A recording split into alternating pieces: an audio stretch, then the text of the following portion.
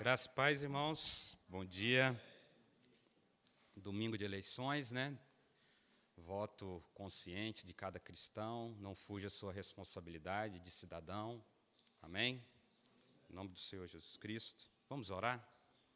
Pai, nós te agradecemos, ó Deus, nesse momento que nós estamos aqui em Tua presença, neste templo reunido com os Teus irmãos, com os nossos irmãos e com nossas irmãs, Senhor.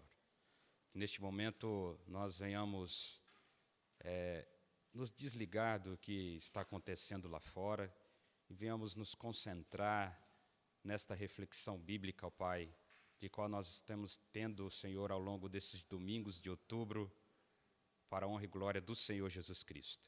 Que venhamos aprender neste dia, Pai, a lidar com a questão da violência.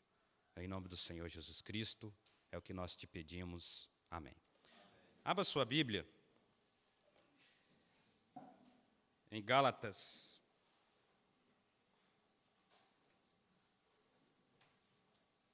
capítulo 6. Gálatas, capítulo 6.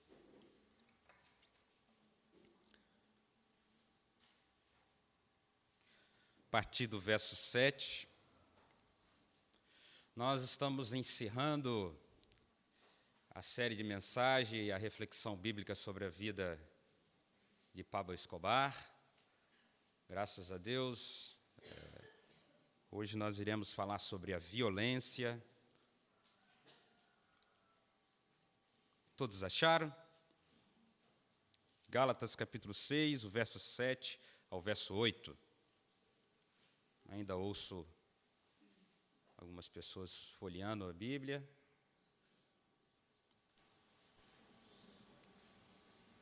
Amém? Então vamos lá.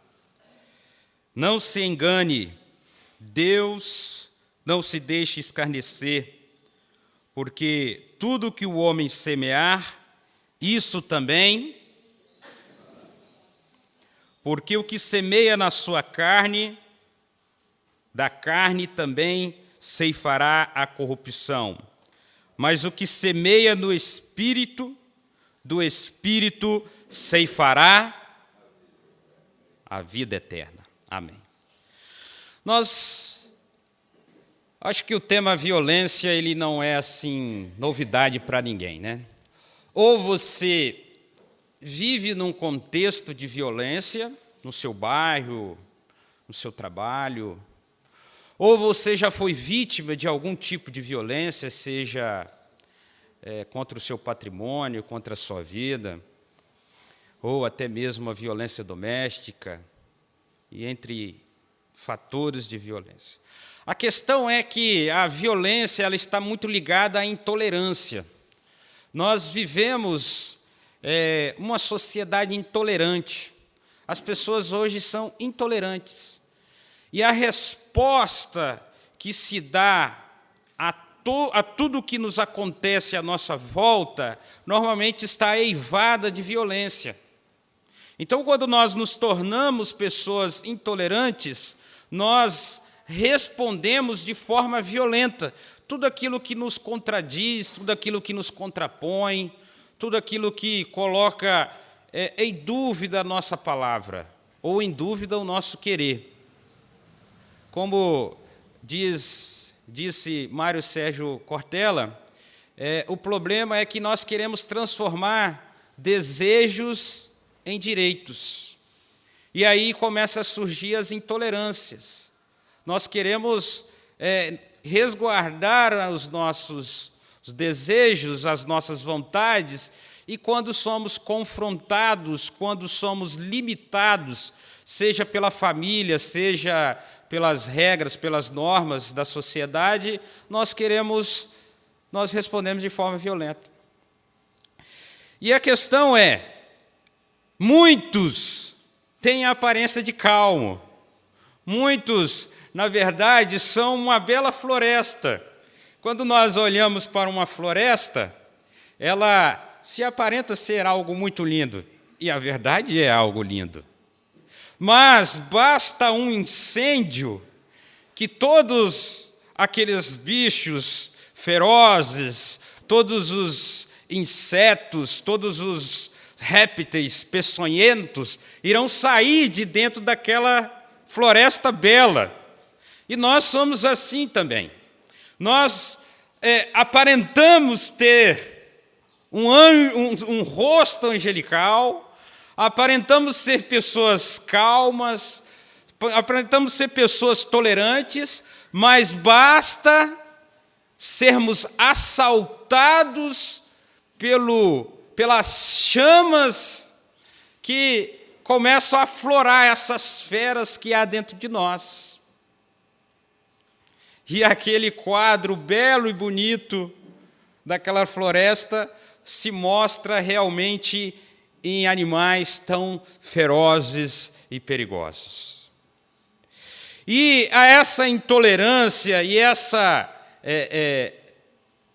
violência que nós, às vezes, exteriorizamos em nossas mãos, ou às vezes, e eu acredito que muitos de nós, nas palavras, porque talvez você não tenha agredido ninguém fisicamente, usado a força física, mas eu acredito que todos aqui podem, e eu me incluo nesse rol, serem culpados de alguma violência verbal.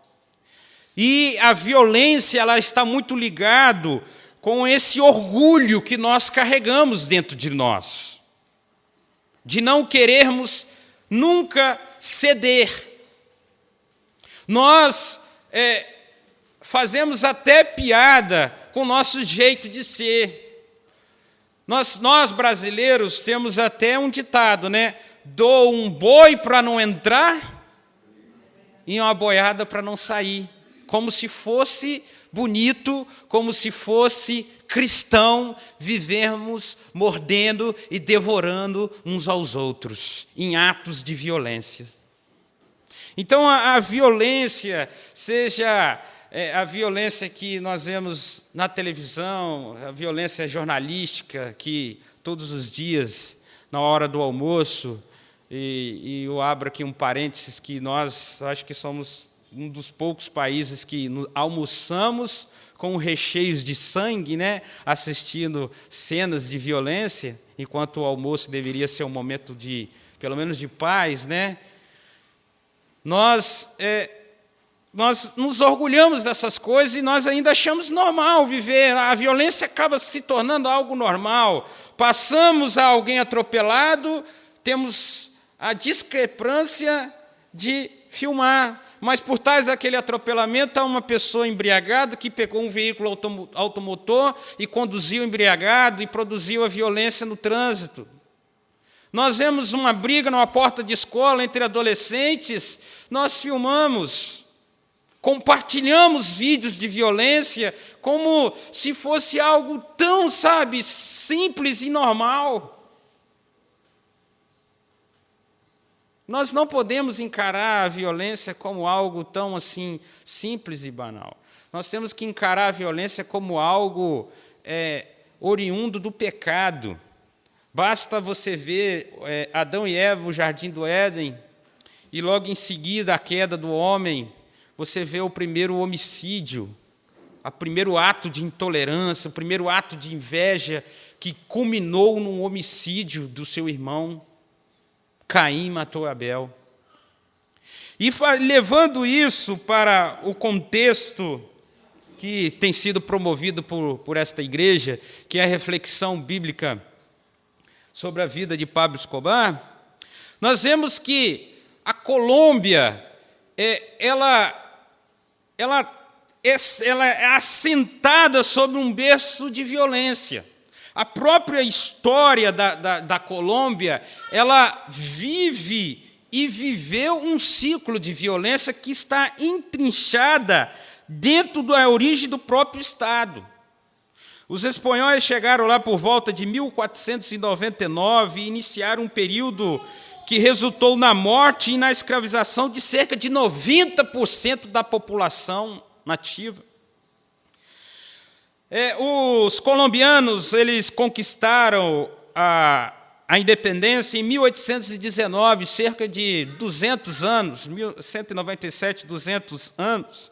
Então, muito antes de Pablo Escobar explodir os seus carros-bombas, existiam dois principais partidos dentro da Colômbia, o liberal e o conservador, que já promoviam espetáculos de selvageria e morte.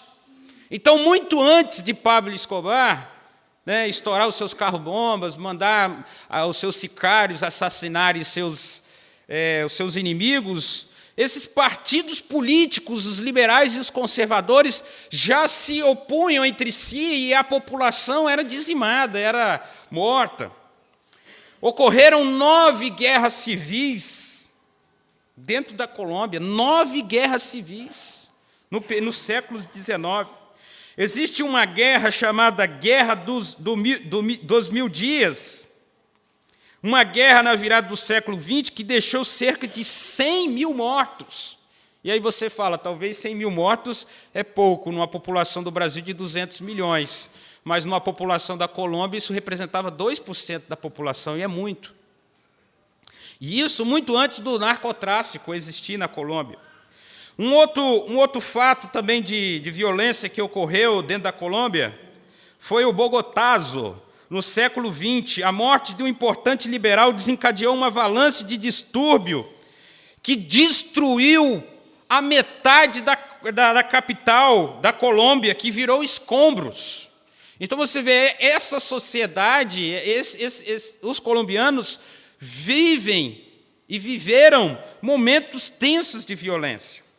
Existiu um outro período que aí já vai se estendendo para mais à frente, que é a La Violência, que foi após o Bogotazo. O próprio governo apoiou a criação de novas milícias conservadoras que levou os liberais a pegarem armas. Vejam só, entre 1946 e 1966, cerca de 200 mil pessoas foram mortas. 3 milhões de pessoas desabrigadas, torturas, mulheres eram estupradas na frente dos seus familiares. Isso, nós estamos falando de uma guerra política, nós estamos falando não de narcotráfico, nós estamos falando de contexto político. Em 1950, cerca de 50 mil pessoas foram assassinadas. Olha o contexto histórico desse país. E é nesse contexto, e aí você vai ver os heróis, entre aspas, que os colombianos tinham, entre os partidos liberais e os conservadores, homens sanguinários. Existia um chamado Sete Cores, que era um homem que matou muitas pessoas. E é nesse contexto e nesse clima de fúria que Pablo Escobar veio ao mundo. Você vê, todo um contexto, uma criação de um Estado, guerras civis, uma população dividida entre partidos liberais. E nós estamos falando, irmãos, de violência mesmo, de esquartejamentos, de degolamentos, de pessoas que eram, eu nem vou citar aqui alguns casos de violência que eu estava lendo sobre isso. E aí Pablo Escobar nasce nesse contexto, e Pablo Escobar é um homem extremamente intolerante com seus inimigos. Ele queria fazer valer a sua vontade. Ou era a sua vontade, ou era a sua vontade. Caso ele fosse contrariado, ele usava da violência, ele não pensava 2 vezes antes de usar da violência para fazer valer a sua vontade. Veja só alguns atos de violência cometidos por Pablo Escobar durante a sua vida. Em 1989, ele mandou derrubar um Boeing 747 da empresa Avianca, onde 107 pessoas inocentes foram mortas. Motivo: acreditava-se que o candidato à presidência César Gaviria, que era favorável à extradição dos narcotraficantes, estaria no avião. Então, suspeitou-se de que ele estaria, havia uma informação, esse candidato à presidência, que era um candidato fortíssimo a ganhar, era favorável à extradição dos narcotraficantes. Pablo Escobar contrata um homem que subcontrata o serviço e coloca um menino, um jovem, com uma bomba dentro do avião. E ele derruba o avião. Só que, para sorte do candidato e azar de Pablo Escobar, ele não estava no avião. Mas 107 pessoas morreram por causa da que Pablo Escobar queria fazer valer a sua vontade. Olha só que interessante, como que Pablo Escobar tratava também assuntos corriqueiros. Ao saber que um garçom seu havia roubado a prataria da fazenda Nápoles, mandou amarrarem os pés e a mão desse sujeito e jogarem ele na piscina durante uma festa. Então ele descobriu que um dos seus garçons havia subtraído parte de uma prataria, de um jantar. Ele mandou algemar esse cara nos pés e mãos, e numa festa diante de todos, submergiu esse cara numa piscina. E ele disse, isso é o que acontece com quem rouba ou furta Pablo Escobar. Então você vê, um homem extremamente intolerante e violento para resolver os seus problemas. Em 1989 também, ele, com um ônibus com 500 quilos de dinamite, explodiu em frente à sede do DAS. DAS é uma espécie de FBI americano, deixando 70 pessoas mortas e mais de 500 feridos, porque ele queria eliminar o coronel Miguel Maza Marquez, que era o diretor desse órgão de combate ao narcotráfico. Ele era um algoz dele, era um cara que estava na cola dele, que queria prendê-lo. O diretor não morreu, mas 70 pessoas foram mortas. Você vê. Ele também mandou matar o jornalista Guilherme Cano, dono do jornal El Espectador, porque esse jornal El Espectador fazia críticas veementes a Pablo Escobar, dos seus negócios, da sua vida, e ele mandou eliminar isso, e mais para frente ele mandou também explodir uma bomba que detonou com a sede desse jornal. Veja, um homem que era implacável, era um homem extremamente violento. O seu filho disse certa vez, questionei duramente a violência e os métodos que meu pai usava, e lhe pedi de todas as maneiras possíveis que abandonasse seus ódios e largasse as armas e encontrasse uma solução não violenta para os seus problemas. Veja, o conselho de um filho para um pai. Ele disse também em seu livro, o filho de Pablo Escobar, este não é um livro de um filho que busca a redenção para o seu pai, mas um relato estremecedor das consequências da violência. Um relato estremecedor das consequências da violência. Sabe, meus irmãos, a violência ela deixa um rastro, ela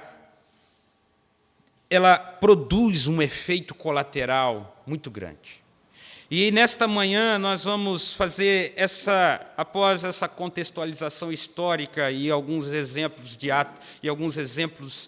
atos de violência de Pablo Escobar, nós vamos fazer essa reflexão, até que ponto a violência é necessária para resolver seus problemas. Até que ponto, sabe? E nós temos muitos problemas, nós temos problemas no dia a dia. Primeira coisa que eu quero que nós podemos refletir nesta manhã. Não use a violência para resolver os conflitos interpessoais. Não use a violência para resolver os seus conflitos interpessoais. A Bíblia conta a história de um homem, em Gênesis 4:23, que tinha como um lema a intolerância. Tinha um lema, se orgulhava de ser intolerante e se orgulhava de ser violento. O nome desse homem era Lameque. E ele diz em Gênesis 4:23 o seguinte, e disse Lameque às suas mulheres, Ada e Zilá, ouvi a minha voz, vós mulheres de Lameque, escutai o meu dito, porque eu matei um varão por me ferir e um jovem por me pisar. Olha aqui homem violento, olha que homem intolerante. Lameque foi o primeiro bígamo da história, o primeiro homem a ter duas mulheres. Lameque era filho de Caim. E ele diz assim, que ele quer dizer aqui, sabe, eu sou intolerante, pisou no meu pé, eu mato. E muitos têm na sua vida cotidiana esse lema da intolerância e da violência. Tolerância zero. Tolerância zero. Lameque, ele era um homem arrogante e prepotente, que por motivos banais subtraiu a vida de dois homens, repetindo o comportamento iracundo e homicida do seu pai, Caim. Hoje não é diferente. Hoje, homens inflamados pela intolerância se metem em casos dos chamados violência burra. Quem aqui já ouviu falar de violência burra? E se metem em muitas confusões, colocando tudo a perder. Por exemplo, somos intolerantes no trânsito. Tomamos uma fechada e já queremos partir para a briga. Achamos que o nosso companheiro de trânsito à frente está com o espírito tranca-rua, né? Está trancando o trânsito, né? E aí já somos tomados de uma ira e queremos acionar a nossa buzina, queremos cortar o cara, fechar. E muitos, perdem a sua vida nessas brincadeiras, irmãos. Eu me lembro de um caso na Carlos Lindenberg ali, de um rapaz que deu uma fechada num cara de uma motocicleta e eles iniciaram uma discussão. O sinal abriu e mais à frente, perto ali da Continental, todos conhecem, transportadora Continental, o carona sacou de uma arma e desferiu vários tiros no motorista. Um pai de família, pai de 2 filhos, empregado, casa, tudo. Colocou a perder tudo isso por causa da intolerância. Se comportou como um Lameque da vida. Sabe? Nós também temos esse espírito de Lameque nas discussões com os vizinhos. Brigamos porque o vizinho coloca o lixo sobre a nossa calçada. Brigamos com o vizinho porque ele estaciona o carro próximo à nossa porta da nossa casa. Brigamos com o vizinho porque o som alto, só no Vale Funk, né? Brigamos por muito menos. Vivemos e aí, de repente, você entra num conflito com os seus vizinhos, que daqui a pouco você tem que mudar do seu bairro, daqui a pouco você está ameaçado de morte. Por quê? Porque você resolve os seus conflitos interpessoais com a violência. Com a violência. São discussões políticas que terminam em morte, são discussões futebolísticas que terminam em mortes, né?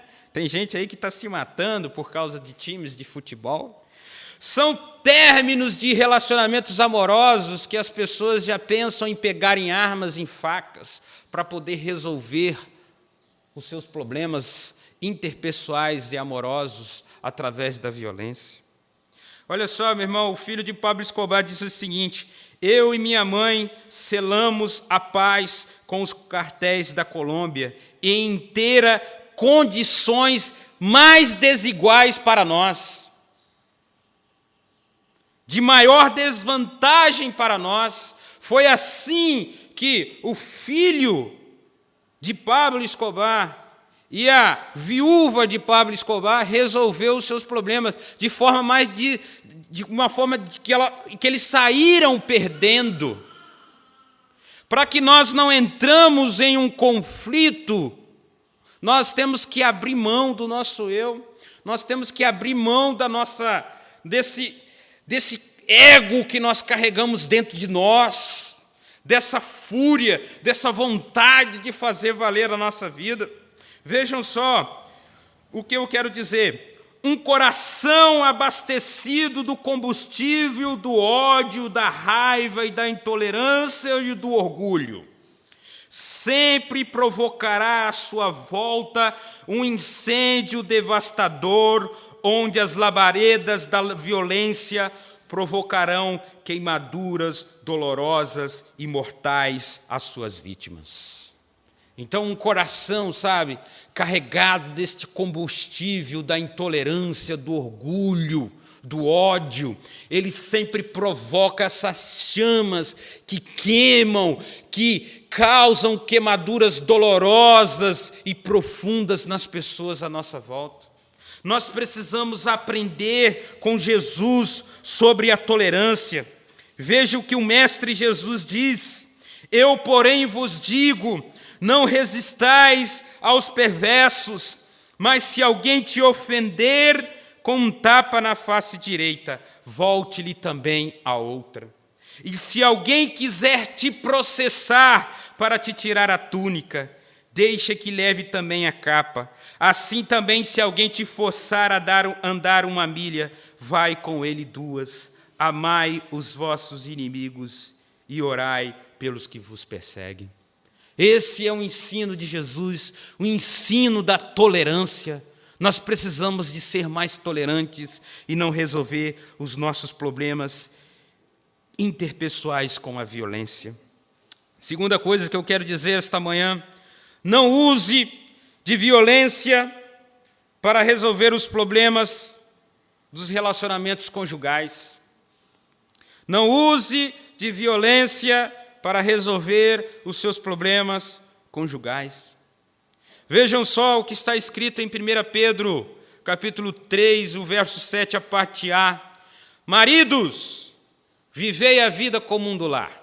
E viver a vida comum do lar, irmãos, é ajudar a mulher em casa, tá? Temos que ajudar as nossas esposas em casa, nos afazeres domésticos. Amém? Amém? Amém?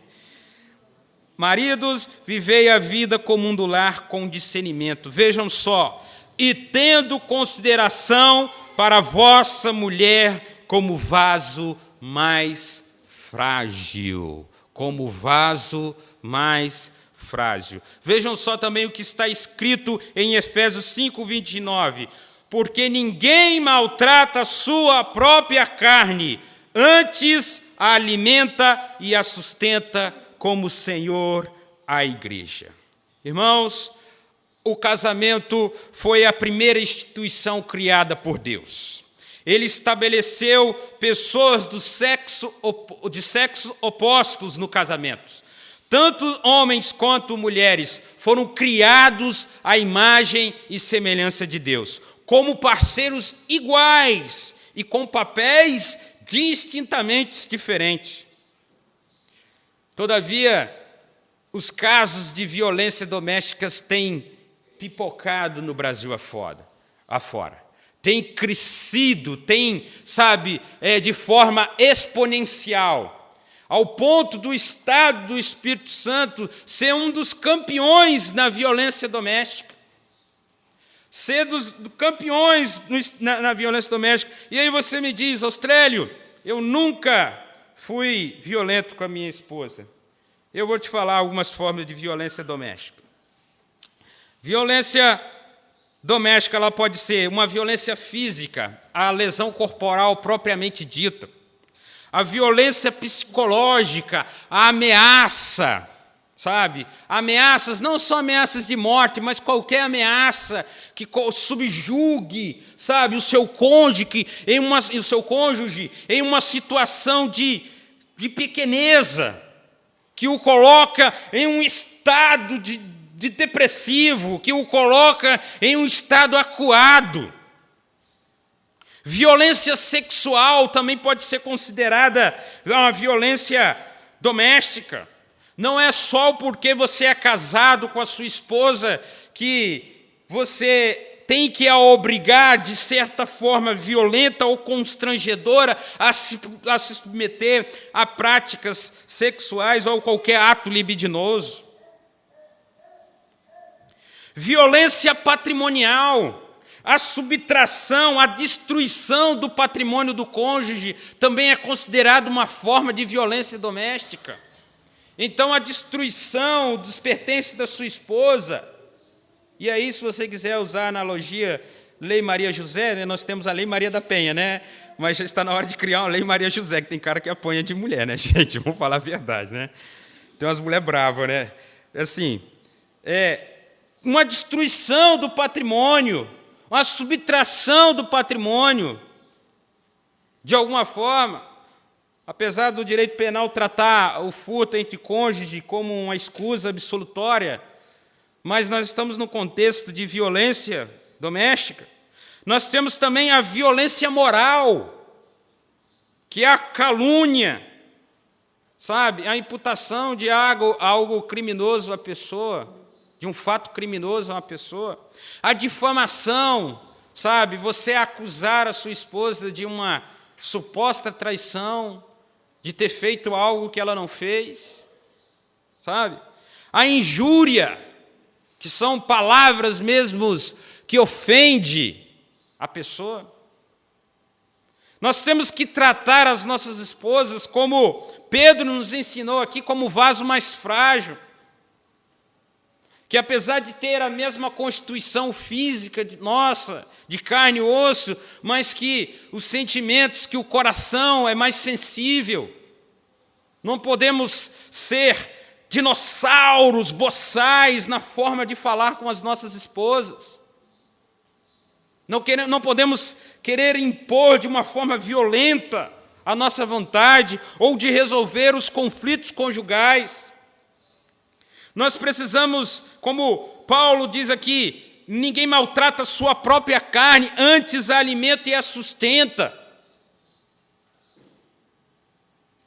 E aqui há também, eu acho tão bonito isso, como a Bíblia ela se antecipa, irmão Jorge, aos fatos. E o cara que deixa de sustentar a sua esposa com comida, com roupas, sapatos, né? Outras coisas, ele está, porque é um mistério, quando o cara casa, quando se casa, se deixa o homem o pai, a mãe, unir-se a mulher e tornar-se uma carne só, não é isso? Não é esse o mistério? E Paulo diz aqui, ninguém maltrata a sua própria carne. Então, quando você está direcionando atos de violência contra a sua mulher, você está, de certa forma, te maltratando. Então, é privar a sua mulher, como você é o sustentador, o provedor do seu lar, você está cometendo atos de violência. Pablo Escobar, apesar de não ter sido responsável por atos de violência doméstica contra os seus familiares, em seu livro, o seu filho fala que Pablo Escobar nunca foi violento com sua mãe nem com os filhos. Não se pode dizer o mesmo dos efeitos colaterais do seu comportamento ambicioso, lascívio e violento, que com certeza desencadeou em inúmeros casos de violência nos lares de muitos colombianos, por que não se dizer no mundo. E aí está aqui algo que eu quero levar a nossa reflexão. Talvez você seja um cara bom para a sua família, talvez você nunca tenha sido violento com os seus filhos ou com a sua mulher, mas talvez o seu comportamento não seja com os filhos com as pessoas ao seu lado, com as famílias ao seu lado. Talvez o seu comportamento tenha gerado isso que eu tenho dito a você, atos de violência que têm provocado essa desestabilização da família. Nós precisamos entender que a maior causa dos conflitos dentro do lar, dentro da família, são essa inversão de papéis. Ora, eu disse que Deus criou o homem e a mulher à sua imagem e semelhança, mas com papéis distintos, não é isso? O homem o provedor, a mulher o quê? Ajudadora. A mulher como vaso mais frágil, o homem que sustenta. Então, essa inversão de papéis dentro da família leva a esse atrito, leva a essa desestabilização da estrutura familiar criada por Deus, o que leva os casais hoje a respirarem essa atmosfera de ira, de ódio e de violência. Então, não resolva os seus problemas conjugais com a violência. Tenha a sua mulher como vaso mais frágil. Não maltrate a sua mulher. Não maltrate o seu cônjuge. Terceiro lugar, não use a violência na educação dos seus filhos. Provérbios 19, capítulo 19, o verso 18 diz o seguinte: corrige o teu filho enquanto há esperança. E aqui eu quero abrir um parênteses, sabe? Não deixe para corrigir os seus filhos de forma tardia, sabe, irmãos? Quando ele estiver entendendo, não. No colo já entende, tá? No colo já entende. A forma como você já corrige seu filho, deixa ele. Corrige o teu filho enquanto há esperança, mas não te excedas ao ponto de matá-lo.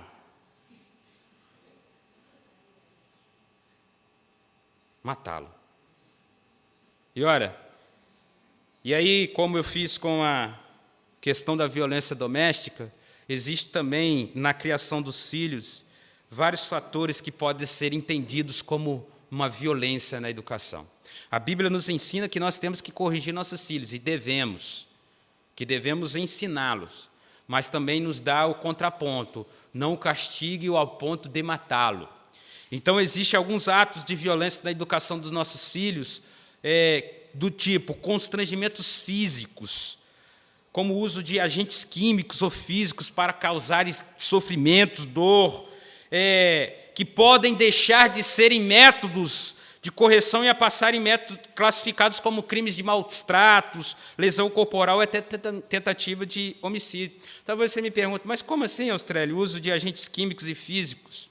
Sabe, existem pessoas que, talvez nesse ambiente aqui, que eu acredito que todos nós somos cristãos, eu acredito que ninguém aqui use, mas talvez quem vá ouvir esta mensagem, talvez essa mensagem reproduzida no GR, pode levar essas pessoas à consciência que o uso de produtos químicos e físicos que causem alguma lesão ou sofrimento aos seus filhos é entendido como uma violência. E tem que ser, sabe, reprimido à luz da nossa lei e à luz da palavra de Deus. Não podemos. Outra coisa, constrangimentos psicológicos e morais que podem levar à morte dos nossos filhos, como o uso de palavras de baixo calão, os vulgos palavrões. Na hora de educar os filhos, na hora de resolver um conflito entre o filho, sabe, né? Educar o filho é a base dos palavrões.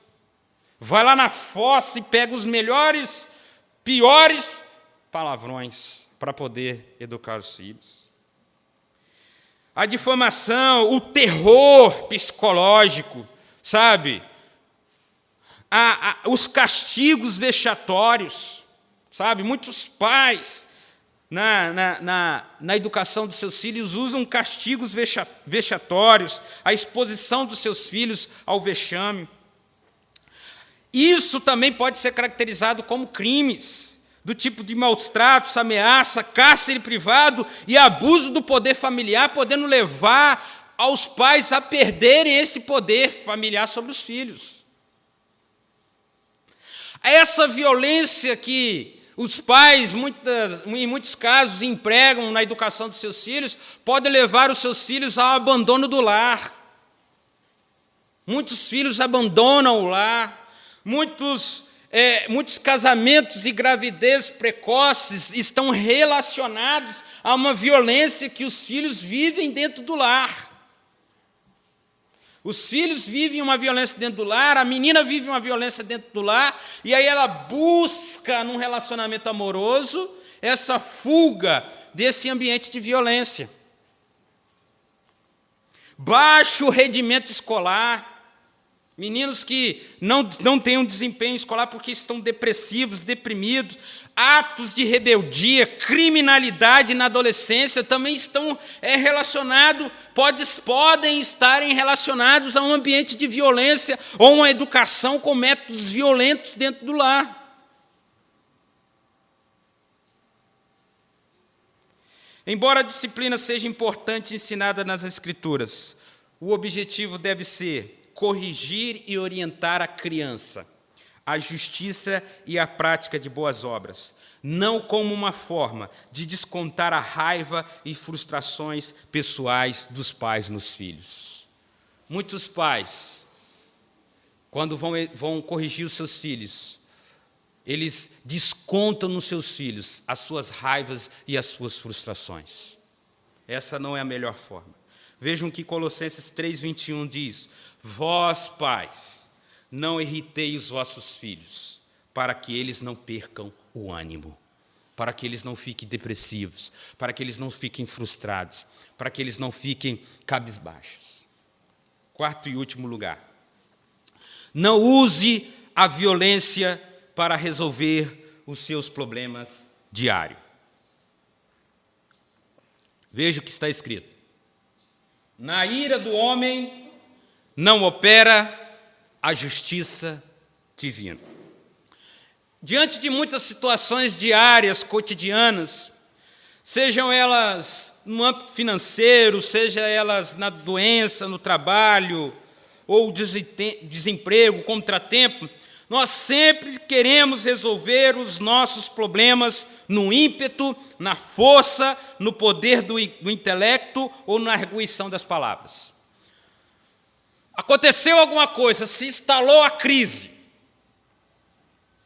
Nós queremos resolver as coisas com violência. Nós queremos dar uma resposta do mesmo nível. Mas não é assim. A ira toma conta do nosso coração. E a resposta que sempre damos aos problemas estão recheados de violência, a qual são exteriorizadas em atitudes precipitadas ou em palavras impensadas. Palavras precipitadas ou atitudes precipitadas ou palavras impensadas sempre nos levam a ter atitudes de violência diante do cotidiano. Pablo Escobar sempre usou de grande violência para resolver os seus problemas diários. Vejam só o que o seu filho diz sobre isso. Cada ação violenta do meu pai tinha consequência direta para nós. E por isso nunca concordamos com atos desse tipo. Vejam, Pablo Escobar era um homem extremamente violento. Agia de forma violenta. Resolvia os seus problemas diários com violência. E o seu filho no livro diz: toda vez que o meu pai dava uma resposta violenta aos seus problemas diários, quem sofria as consequências éramos nós. Assim também é a nossa vida. Veja o que a Bíblia diz, como nós devemos resolver os nossos problemas diários, os nossos problemas do dia a dia. Provérbios capítulo 15, o verso 1, diz o seguinte: a resposta calma desvia a fúria, mas a palavra ríspida desperta a violência. Vejam, a crise se instala num dia, acontece um problema, é um cheque que voltou, é o aluguel atrasado, é o desemprego, é o contratempo, é uma doença, se machuca, né? É a chuva que está e as goteiras que estão caindo dentro de casa, igual lá em casa. E aí a gente quer resolver esses problemas diários de forma, violenta. A gente quer, falar coisas precipitadas, a gente quer, Não. Resposta calma desvia a fúria, mas a resposta ríspida desperta a violência. Em Provérbios 25:15 diz também assim, com muita paciência pode-se convencer uma autoridade. Com muita paciência pode-se convencer uma autoridade. E a língua branda quebra até os ossos. Provérbios 25:15. Olha só que Provérbios 10:19 também diz: quando são muitas as palavras, o pecado está presente, mas quem controla a sua língua é sensato. Quando são muitas as palavras, a gente vem tomado de problemas, assaltados pelo problema, a gente quer dar aquela resposta violenta, e na violência a gente começa a falar. Provérbios diz aqui, 10:19, há pecado. Tem, com certeza. Começou a falar demais, Dedê, tem pecado. Você está errando de alguma coisa. Mas quem controla a sua língua é sensato, é um cara equilibrado. Não usa de violência para resolver os seus problemas diários. A boca fala do que o coração está cheio. Nós precisamos de mergulhar o nosso coração rubro de violência nas águas refrigeradoras do Santo Espírito de Deus. E eu quero fazer umas considerações finais sobre esse tema. Pablo Escobar, ele colheu o fruto da sua violência, qual seja, a morte. Ele morreu. Faz quase 23 anos que Pablo Escobar pulou da janela de um barraco em Los Olivos, que é um bairro de Medellín, para cair na laje vizinha e na mira de policiais que o cercavam. Ele estava barrigudo, barbudo e deprimido. Foi no auge da caçada que duraram meses e que o afastou da família, do luxo e de tudo que o dinheiro podia comprar. Tudo por causa de um homem inconsequente e violento. Ele levou 3 tiros e morreu em dezembro de 1993. Morreu de uma forma violenta. Sabe? Em Gálatas 6, 7, o verso 8, da qual nós lemos, diz: não vos enganeis, de Deus não se zomba, porque aquilo que o homem semear, isso também ceifará. Sabe? Se você está plantando violência no seu relacionamento conjugal, você vai colher frutos violentos. Se você está plantando violência na forma de educar os seus filhos, você vai colher violência desse modo de educar os seus filhos. Se você tem resolvido os seus problemas cotidianos de forma violenta, você vai colher violência de certa forma. O salário do pecado é a morte. O salário do pecado é a morte. Vejam só o que eu quero destacar. O amor de Pablo Escobar ao dinheiro levou a estabelecer as raízes de seu coração em um terreno pantanoso, adubado com desejos insensatos e perniciosos, os quais o levaram a produzir diversos frutos pecaminosos, como a prostituição, a ira, a discórdia, as facções e a violência. Este último, qual seja, a violência, foi saboreado por ele quando da sua morte, tendo a sua alma afundada em ruína e em perdição eterna. E agora eu quero chegar a esta conclusão. Enquanto nós, queremos resolver os nossos probleminhas, os nossos problemecos do dia a dia de forma violenta, Deus, na sua sabedoria, Deus no seu amor, Deus na sua graça, resolve, traz uma solução pacífica por grande problema da humanidade, o pecado. Ele envia Jesus, o príncipe da paz, a qual se encarnou, ao qual morreu numa cruz e ressuscitou, e foi levado ao céu e está assentado à destra de Deus Pai, intercedendo por aqueles que foram selados pelo Santo Espírito da promessa para aquele grande dia. Foi assim que Deus resolveu o grande problema da humanidade, não com violência, não com fogo, mas com amor, porque Deus amou o mundo de tal maneira que enviou o seu Filho unigênito. O filho de Pablo Escobar, ele diz assim: a paz a qualquer preço sempre vai ser barata. Mas nós, colombianos, temos medo de viver a paz. Meu querido, eu quero dizer para você que a paz que Cristo nos oferece custou um alto preço, custou o preço do Filho de Deus, santo, imaculado, vertido na cruz do Calvário, a qual nos purifica de todo o pecado, nos livra do medo da morte e da ira de Deus Pai. Por isso que Jesus diz em João 14, 27, deixo-lhes a minha paz vos dou, não a dou como o mundo a dá. Não se turbem os vossos corações, credes em Deus e não tenham medo. Pai, nós te agradecemos, Senhor Jesus Cristo, porque nos deste uma grande lição, ó Pai, de que não é com violência que se resolve os problemas diários da nossa vida. Não é com violência que resolveremos os problemas conjugais. Não é com violência que resolveremos, Pai, os problemas interpessoais ou as questões de educação com os nossos filhos. Não.